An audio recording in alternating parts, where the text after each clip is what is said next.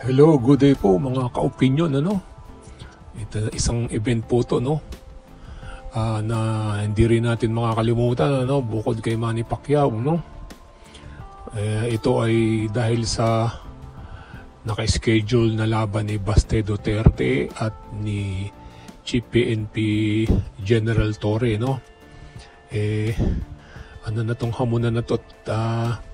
Si General Torre, talagang kondisyon na, no?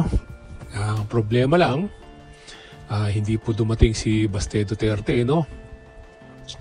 Grabe po ang mga hiyawan ng tao, no?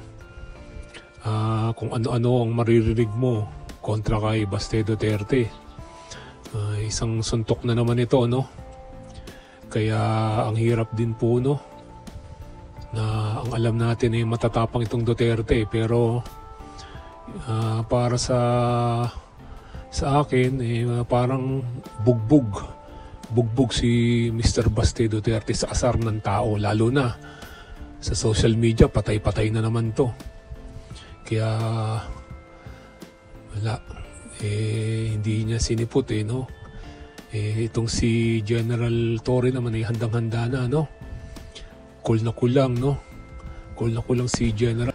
Kaya kung makikita mo si General, no, nag-warm up, no? Kondisyon talaga, talagang lalaban talaga, no? Makikipagsabay na suntukan talaga to kay Baste Duterte, no? Kaya alam, mukhang nabitin to si General, hindi siya sinipot, no? Sayang. Pero kung di man matuloy to, sana maayos na mga gusot, no? Para lang sa Pilipinas, no? Ewan ko lang kung i-schedule uli nila to, no? Pero grabe yung mga hiyawan ng tao. Bugbog po si Baste Duterte sa pang-aasar ng mga tao. Ang dami pong nag-abang nitong event na to, no? Pero sana magkaayos kayo, no? Yung mga problema para lang sa Pilipinas, no? Sayang, hindi dumating si Baste Duterte, no? Wala, nabugbog sa asar po. Grabe yung mga pang-aasar ng mga tao, no?